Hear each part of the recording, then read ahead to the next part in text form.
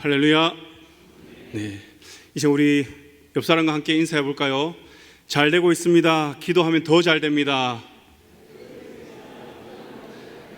네, 우리 인생에 어떠한 문제가 있고 환란이 있을 때 주님께 기도하고 나아가면 주님께서 함께 도우실 줄 믿습니다. 네, 제 인생에서 가장 스트레스가 많았던 해가 2010년입니다. 왜냐하면 그때 신대원 입시 준비를 했기 때문입니다. 1년 동안 공부하는데 제가 태어나서 가장 열심히 공부했던 것 같아요. 그래서 그때가 스트레스도 가장 많고 뭔가 마음에 불안함과 두려움이 가장 많았던 해였습니다. 그래서 제가 직장을 그만두고 이제 그 공부를 하다 보니까 같은 이제 또래 친구들은 이제 결혼하고 이제 삶이 안정적인 그 안정기에 접어드는데 저는 오히려 반대로 불안정한 그런 삶에 그런 또 그 길로 들어선 것이죠. 그 비교를 하다 보니까 마음 가운데 내가 이렇게 해서 되겠나? 내가 언제 내 삶이 안정적일까? 그런 마음과 함께 근심과 걱정, 그런 두려움이 자주 몰려왔습니다. 그래서 공부하는 그 한 해가 너무 힘들었는데요. 그때 하나님께 탄식하며 많이 울기도 했던 것 같습니다. 그때 저는 하나님께 순종하면 모든 일이 순탄하게 술술 풀리고 막힌 담이 다 허물어질 줄 알았던 것 같아요. 그걸 또 기대를 했었습니다. 그런데 순종하니 전혀 그런 일이 일어나지 않는 거예요. 더욱더 힘들어지고 통장의 잔고는 말라가고 너무나도 힘든 겁니다. 그러나 또 반대로 생각해 보면 그 해만큼 하나님의 은혜와 도우심을 많이 경험했던 그런 해도 없었던 것 같습니다. 이렇게 개인적인 이 상황, 이 어려움 가운데 있을 때 제가 말씀으로도 위로받고 많이 위로받았지만 제가 그때 딱 접한 영화가 있는데 그 영화가 참 많은 위로를 주었습니다. 무엇이냐면 2009년에 개봉한 블라인드 사이드라는 영화입니다. 혹시 보신 분도 계실 건데요. 이 영화는 미식축구 선수 마이클 오어의 실제 삶을 다룬 그러한 영화입니다. 저는 이 영화를 보고는 나를 도우시는 그 하나님에 대해서 다시 묵상하기 시작했습니다. 그 은혜가 되었던 내용만 짤막하게 제가 설명을 드리면 이 주인공 이 마이클은 흑인입니다. 빈민가에서 자랐습니다. 그 주위에는 마약하고 갱들밖에 없었습니다. 그 어머니는 마약 중독자였습니다. 그래서 그는 친척집에서 지냈는데 친척집에서도 그는 환영받지 못했습니다.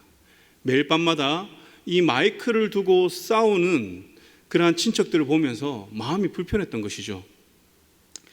이러한 환경이다 보니까 이 마이클이 교육을 잘 받았겠습니까?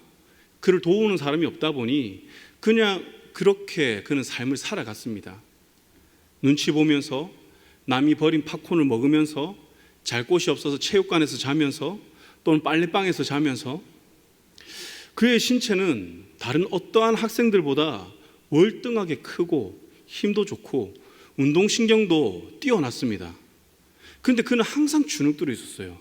그 낮은 자존감으로 인해서 항상 그는 무엇인가 눌려있는 그런 표정과 그런 삶을 살았습니다.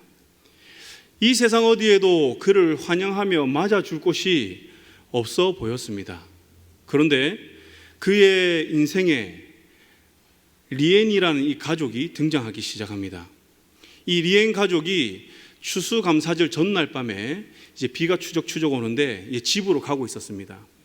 차를 타고 집으로 가는데 밖에 보니까 비를 맞으며 추위에 떨고 있는 마이클이 있는 겁니다.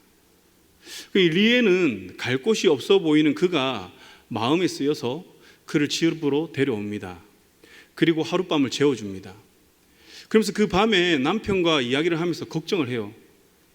이제 흑인이다 보니까 우리 집에 무엇을 훔쳐가지 않을까. 그 남편이 일어나 보면 알겠지. 그래서 이제 다음 날이 되었습니다. 리엔은 빨리 거실로 내려왔습니다. 거실 보니까 그가 자고 일어난 그 자리가 깨끗하게 정리가 되어 있는 거예요. 그래서 이제 마음이 조금 열리기 시작합니다. 그리고 마이클을 찾아가서 이번 추수감사절 우리 가족과 함께 보내지 않겠냐고 하면서 이 가족과 함께 마이클은 추수감사절을 보냅니다. 이 가족과 함께 음식을 먹고 거기에서 음식 기도도 같이 해보고 또 풋볼을 보면서 미식축구를 보면서 그 가족들과 행복한 시간을 그는 보냅니다. 그러면서 이 가족들은 이 순수한 마이클에게 마음이 점점 계속 열려가는 겁니다. 그래서 이후에 이 리엔 가족은 이 마이클의 법적 양육자 신청을 합니다. 그래서 친어머니를 찾아가서 허락을 구하고 이제 법적으로 이제 그 양육권을 가져오는 것이죠. 그리고는 아무 조건 없이 이 마이클에게 자기 집에 있는 방을 내어주고 교육을 시켜주고 차도 주고 또 옷도 사주고 또 이 마이클의 운동신경을 그가 보고 그 학교의 풋볼팀에 가입시켜줍니다. 마이클은 이 가족을 만나기 전까지 자기 침대, 자기 방, 자기 책상을 가져본 적이 없대요. 그런데 이 가족을 통해서 그의 삶에 변화가, 아주 놀라운 변화가 일어나기 시작하는 거죠. 물론 순간순간 위기의 상황도 있었습니다. 그러나 그럴 때마다 이 가족이 나서서 그것을 도와주었던 것이죠. 그렇게 모든 가족의 도움으로 이 마이클은 이제 급성장합니다. 풋볼팀에서도 그 실력이 급성장하는 거예요. 그래서 여러 대학의 스카우트 1순위로 지목되어서 막 서로 경쟁을 합니다. 그러던 가운데 이 마이클은 자기 가족들이 나온 미시시피 대학을 선택합니다. 그런데 대학 체육협회에서 부정 입학이 의심된다고 하면서 이제 조사하기 시작해요. 이 조사관은 마이클에게 압박 신문을 합니다. 그러면서 이렇게 이야기를 합니다. 너의 양부모가 너를 먹이고 입히고 지금까지 돌봐준 것은 양부모가 졸업한 미시시피 대학에 입학시키기 위해서 이용한 것이다. 그렇게 이야기를 하는 겁니다. 마이클은 이 말을 듣고 아니다. 마음으로는 그게 아니다. 이렇게 생각을 하는데 가만히 들어보면 어떻습니까? 그럴듯하잖아요. 세상 누가 빈민가 출신, 그것도 흑인, 마약을 찌들어 있는, 자기 어머니는 마약을 찌들어 있는 그런 환경에 자란 아이를 누가 그 방을 내어주고 차도 사주고 집도 마련해주는 그러한 선행을 베풀겠습니까? 그리고 누가 이 아이를 위해서 헌신하면서 사랑을 베풀겠습니까? 가만히 생각해 보니까 그럴듯한 거예요. 그래서 이 마이클은 자기에게 사랑을 베풀고 헌신하고 선을 행한 그 리엔에게 실망하고 또 의심하면서 떠나버립니다. 리엔은 그렇게 떠난 마이클이 걱정되었어요. 그래서 찾아 나서다가 밤에 항상 그가 이전에 머물던 24시 빨래방 거기를 찾아갑니다. 가니까 마침 거기 있는 거예요. 그리고 그 자리에서 마이클과 리엔은 깊은 대화를 나눕니다. 그러면서 서로의 진심을 이제 확인하게 되죠. 그리고 리엔은 이렇게 이야기를 합니다. 마이클에게 풋볼이 아니어도 내가 원하는 일을 했으면 좋겠다. 왜? 너의 인생이니까. 그렇게 하면서 스스로 결정할 수 있도록 도와줍니다. 여러분, 마이클 많이 변하지 않았습니까? 자기 의견이 생긴 거예요. 그전엔 자기 의견이 없었습니다. 그러나 이 가족의 도움으로 그는 이제 올바른 정체성을 가지고 의식을 가진 그러한 성인으로 점점 자라나고 있었어요. 그 후에 마이클은 조사관을 만납니다. 그리고 자기가 왜 미시시피 대학을 가려고 하는지를 이야기하는데요. 이렇게 이야기해요. 우리 가족이 가는 학교이고 또 우리 가족이 다니는 학교이기 때문에 나는 가려고 합니다. 그렇게 마이클은 이제 미시시피 대학에 입학을 합니다. 그리고 이제는 자신을 돌봐준 리엔 가족을 이제 자기가 위로할 수 있는 이제 건강한 인격과 정체성을 가진 성인으로 성장하였습니다. 그래서 실제로 그는 2010년 볼티모어 레이븐스에서 1순위로 지명되어서 5년에 157억이라는 연봉에 계약합니다. 실존 인물이에요. 여러분, 이와 같은 인생 역전 또 어디에 있겠습니까? 제가 이 영화를 보면서 위로를 받고 힘을 얻었던 게 무엇이냐면 당시 저의 마음 상태가 이 마이클과 같았다는 거예요. 내가 가진 것이 무엇인지도 모르고 그냥 그렇게 살았던 것입니다. 그냥 주위의 환경에, 주위의 말에 제가 억눌려서 그렇지, 친구들은 저렇게 살아가는데 주위에서는 쟤는 얼마 안 가서 포기할 거다, 이렇게 이야기를 하고, 그러한 말로 인해서 스스로 자존감이 많이 낮아졌던 그런 해였습니다. 마이클도 어떻습니까? 그의 능력을 자기도 알지 못하고 그는 인생이 실패한 것처럼 그는 살아갔습니다. 그러나 이 마이클에게 리엔 가족이 등장하자 그의 삶은 180도 변화되죠. 이 가족을 통해서 마이클의 인생이 한 줄기의 빛이 이제 들어오기 시작합니다. 그리고 이 가족을 통해서 크고 작은 돕는 손길도 많이 붙여집니다. 여러분, 마이클과 이 리엔은요, 인종도 다르고 자라온 환경도 너무나도 대조적으로 다릅니다. 그러나 리엔 가족은 마이클을 그냥 가족처럼 대해준 게 아니에요.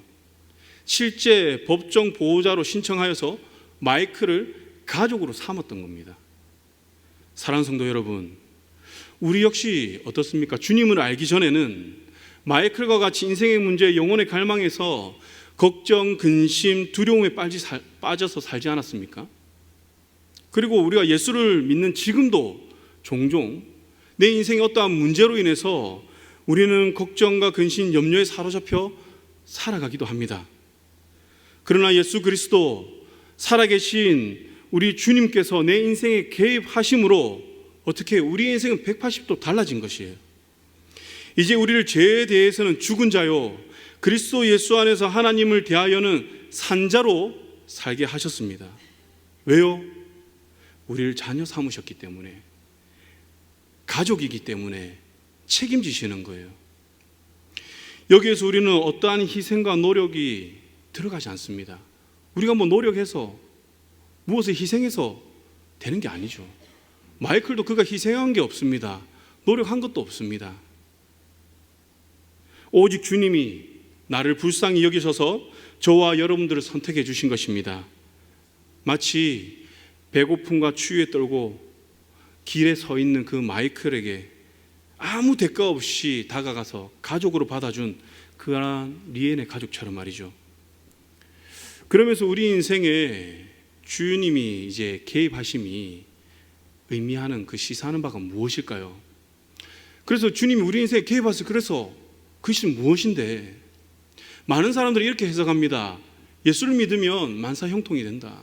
모든 일이 잘 풀린다. 인생이 바뀌니까 내 인생에 이제 어떠한 문제도 없이 그냥 우리는 이제 평탄한 대로를 지나가게 된다. 정말 그렇습니까? 여러분, 만사형통하십니까? 그렇지 않죠. 그렇다면 하나님의 이 선택이 의미하는 그 의미가 무엇일까요? 그것은요, 끊임없는 하나님의 동행을 보장하는 것입니다. 보호와 책임을 보장하는 것이에요. 왜? 가족이니까, 택했으니까, 나의 자녀이기 때문에 하나님은 나를 보호하시고 인도하시고 책임지시고 동행하시는 겁니다. 이 영화를 접한 당시에 저는 이러한 하나님을 깨닫지 못했었는데, 이 영화를 보고 그렇지, 하나님 내 인생을 탄탄대로로 만들어주는 것이 아니라 어떠한 문제 가운데 함께하면서 나를 도우시는구나, 그것을 깨닫게 되었습니다. 이처럼 동행하는 하나님에 대해서 오늘 본문에도 말하고 있는데요, 이스라엘 백성들은 이제 하나님의 진노로 인하여서 이제 바벨론 포로 생활을 하게 될 것입니다. 이스라엘 백성들에게는 소망이 끊어진 것 같은 그런 날이 곧 찾아옵니다. 그때는 이들이 근심과 염려, 두려움으로 인해서 하나님의 그 주신 약속을 의심하는 그러한 때가 될 수도 있습니다. 왜요? 그들의 계획이 없던 것이거든요. 하나님의 약속하신 그 땅에서 이들은 잘 살 거라 생각했거든요. 그런데 이방 나라의 포로로 끌려가는 거예요. 용납할 수 없는 것이죠. 근데 우리도 보면 종종 이러한 일들이 있지 않습니까? 어떤 일을 위해 기도할 때에 하나님의 뜻이라는 그 확신으로 우리가 나아갑니다. 그 힘차게 나아가는데 내가 원하는 뜻대로 되지 않을 때 우리는 어떠한 의심을 하죠? 하나님 뜻이 아닌가? 그럴 때가 종종 있지 않습니까? 저는 많이 있었습니다. 왜? 하나님 뜻이 이게 아닌 것 같거든요. 잘 되어야 되는데 잘 되어 보이지 않기 때문에. 저도 2010년 한참 마음이 힘들 때에 마음으로는 주님의 그 부르심에 확신이 있었지만 환경적으로 보면 정말 부르신 것이 맞나? 왜 내 삶은 더 초라해지는 것인가? 그러한 생각이 들 정도로 길이 보이지 않고 마음적으로 힘든 그런 상태였습니다. 그래서 자주 마음이 요동쳤습니다. 하나님은 선하시고 그 인자하심이 영원하시다는 그 말씀, 머리로는 믿겠는데 막상 내 삶에서는 두려워하지 않고 걱정하지 않는 것이 마음처럼 안 되는 거예요. 하나님의 도우심이 없는 것처럼 느껴집니다. 그러면 왜 이렇게 믿는다고 하면서 내 마음 가운데 그 의심이 생길까요? 이는 주님만 바라보던 그 눈이 무엇을 바라보았기 때문에요? 환경을 바라보았기 때문에, 다른 사람의 소리를 들었기 때문에 이러한 일들이 생긴 것입니다. 내 마음 가운데 의심이 생기는 거죠. 그럼 왜 환경을 바라보느냐? 내가 원하는 그림대로 되지 않기 때문에, 내 뜻과 하나님의 뜻이 다르다는 것을 인정하지 않기 때문에. 성경에도 이와 같은 일이 많이 있잖아요. 첫째로는 인류 타락이 그랬고요. 뱀이 하나님의 말씀을 의심하게 하잖아요. 그러니까 하와가 들어보니까 그럴듯한 겁니다. 그래서 그 꾀에 넘어가는 거죠. 그리고 이스라엘 백성들은 어떻습니까? 하나님의 뜻으로 인해서 광야로 나왔습니다. 물론 환경적으로 보면 이들의 삶은 더 힘들어졌어요.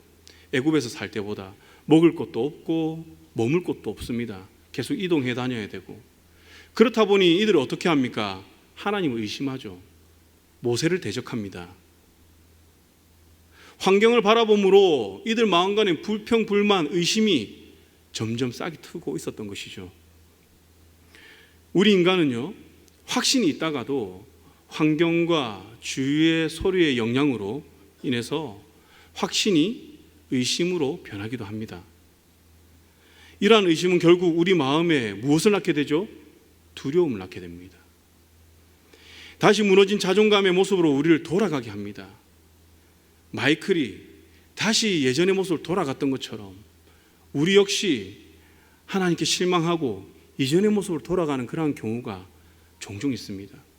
성경에도 보면 데마가 그랬잖아요. 세상이 좋아서 다시 주님의 제자임을 포기하고 돌아가는 그러한 모습들. 여러분, 내 삶에서 무엇이 내가 하나님의 택한 백성님을 의심하게 만들고 있습니까? 무엇이 하나님이 선하시고 인자하시다는 그 말씀, 그리고 하나님의 그 존재를 의심하게 합니까? 세상은 계속해서 하나님의 그 약속과 하나님의 존재를 의심하게 합니다. 그리고 부인하게 합니다. 그래서 야고보 기자는 이렇게 말씀하죠. 야고보서 1장 6절 말씀 우리 함께 읽어보겠습니다. 시작. 오직 믿음으로 구하고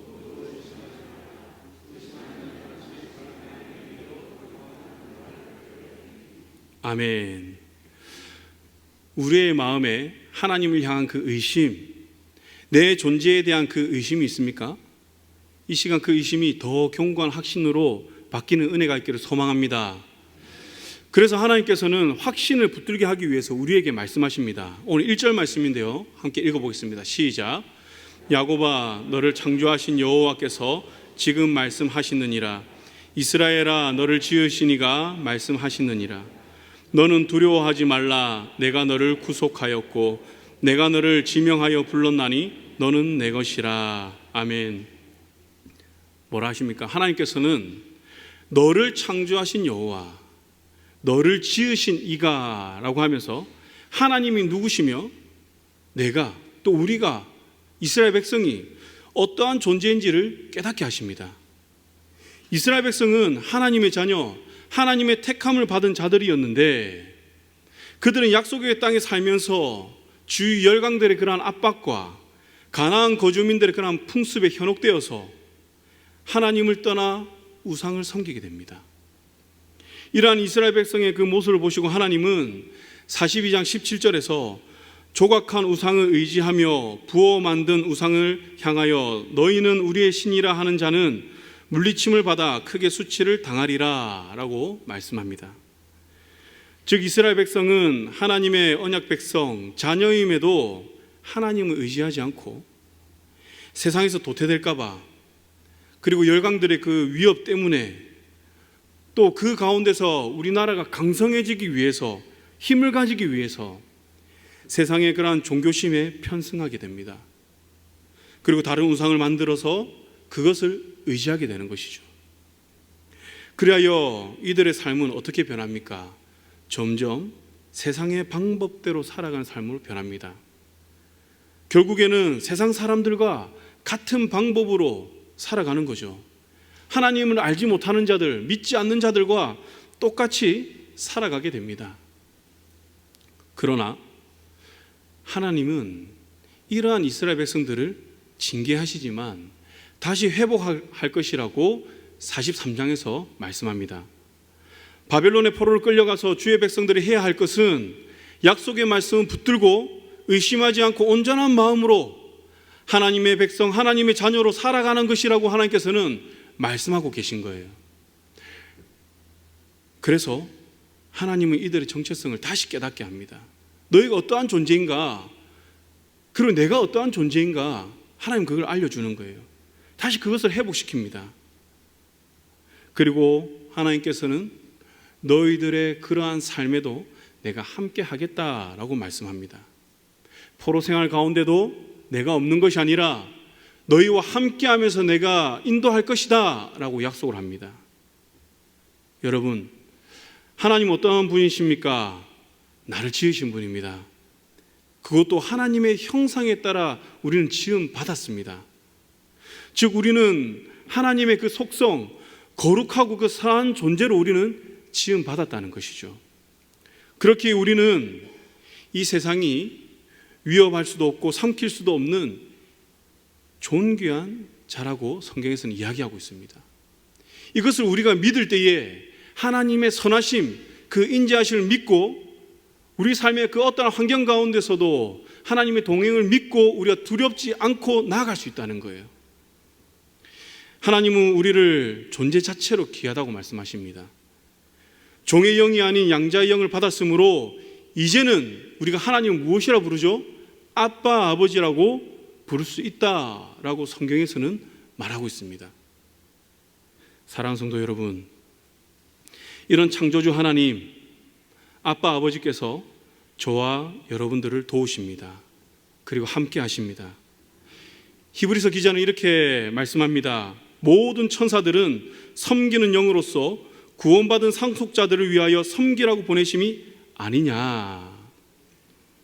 천사들은 섬기는 영으로, 누구를요? 구원받은 상속자. 이들이 누구입니까? 예수 그리스도를 믿는 자녀들, 바로 이 자리에 있는 저와 여러분들을 두고 하시는 말씀인 것이죠. 이런 우리를 위해서 하나님은 돕고 섬기는 영으로 천사를 보내주셨습니다. 천사는 그러한 존재라는 거죠. 그리고 하나님은 요한복음 14장 16절에서도 이렇게 말씀하세요. 내가 아버지께 구하겠으니 그가 또 다른 보혜사를 너희에게 주사 영원토록 너희와 함께 있게 하리니. 아멘. 함께 있게 하리니. 누가 우리와 함께 있다고 합니까? 보혜사, 그 성령님께서, 다시 말하면 성령 하나님께서 우리와 함께 하신다고 합니다. 언제까지요? 영원토록, 영원토록 우리와 동행하신다고 합니다. 이 얼마나 감사하고 영광스러운 일입니까? 우리가 날마다 기도하는 그 기도의 제목, 그거 아닙니까? 하나님 나와 동행해 주십시오. 이 문제 가운데 역사해 주십시오. 함께 해 주십시오. 그런데 하나님께서는 영원토록 함께 하겠다고 그렇게 말씀하십니다. 오늘 본문 2절에서도 내가 물 가운데로 지날 때에 내가 너와 함께 할 것이라. 강을 건널 때에 물이 너를 침몰하지 못할 것이며 내가 불 가운데로 지날 때에 타지도 아니할 것이요 불꽃이 너를 사르지도 못하리니 라고 하시면서 어디에 있든지 하나님이 자기 백성과 함께 하겠다고 말씀하고 있습니다. 특히 오늘 이 말씀을 보면 무엇이 떠오릅니까? 물 가운데, 바로 출애굽 사건이죠.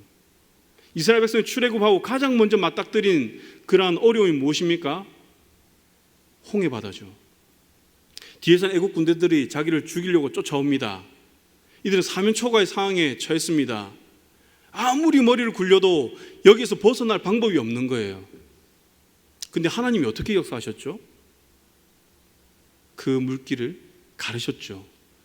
그리고 그 홍해를 육지처럼 그들은 건넜습니다. 하나님의 방법으로 길을 여신 거예요. 강을 건널 때는 어떠한 사건입니까? 약속의 땅을 맡고 있던 그 요단강을 건넌 사건, 그 사건을 이야기하는 거예요. 이는 하나님의 약속은 그 어떠한 위협이나 환경이 막을 수 없다는 것을 말씀하는 것입니다. 그리고 불 가운데는 무엇입니까? 다니엘과 세 친구가 풀무불에 던져진 그 사건을 연상시킵니다. 그 불꽃이 얼마나 세었던지 사드락과 메삭과 아벳느고를 붙들고 있던 그 간원이 불에 들어간 것도 아니고 불꽃에 의해서 타 죽었습니다. 그런데 다니엘의 이 세 친구 사드락, 메삭, 아벳느고는 어떻습니까? 불 가운데 들어가서도 머리털 것 하나도 타지 않았습니다. 어떻게 그럴 수가 있죠? 그 불 가운데서도 하나님이 그들과 함께 하셨기 때문에, 하나님이 동행하셨기 때문에 그러한 일이 일어난 것입니다. 하나님께서는 세 가지 비유를 통해서 이스라엘 백성들에게, 그리고 지금 우리에게 말씀하십니다. 아무리 힘들고 어려운 상황, 죽음의 그늘이 다가오는 그 상황이라 할지라도 내가 너희와 함께 할 것이다. 그것들이 너희를 해하지 못할 것이다. 내 약속은 어떠한 것도 막을 수가 없다라고 우리에게 말씀하십니다. 왜냐하면 창조주 하나님께서 나를 지명하여 부르셨고 구속하셨기 때문이라고 이야기를 하고 있습니다. 저에게 적용하면 이 말씀이 이렇게 들립니다. 찬봉아, 내가 너를 지명하여 불렀다. 내가 너를 구속하였다. 그러니까 두려워하지 말라. 여러분들의 이름 한번 넣어보시기 바랍니다.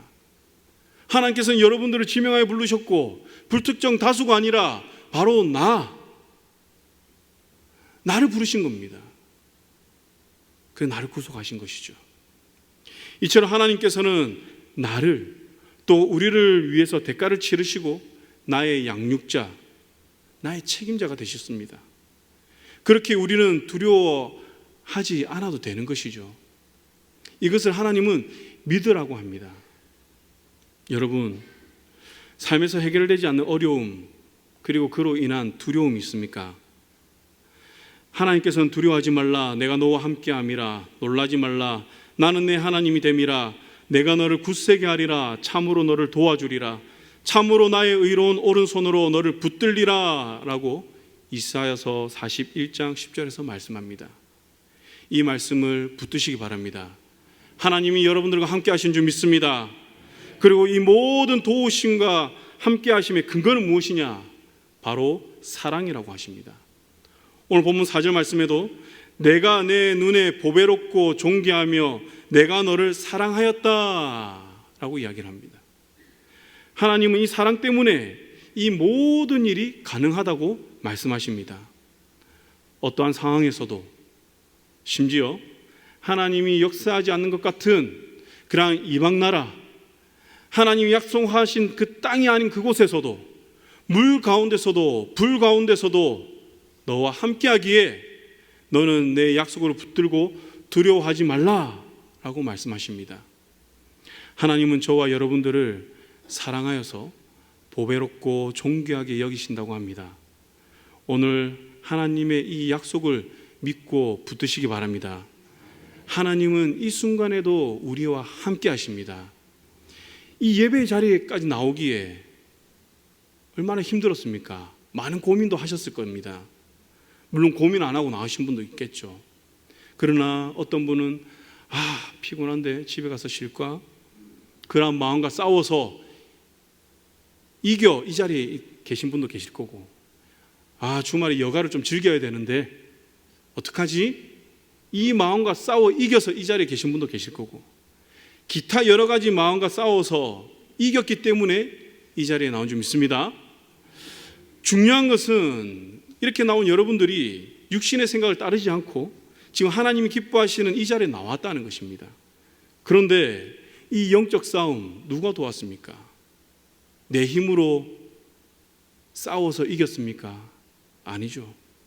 성령이 함께 하시고 천사의 도움으로 우리가 이 자리에 있는 줄 믿습니다.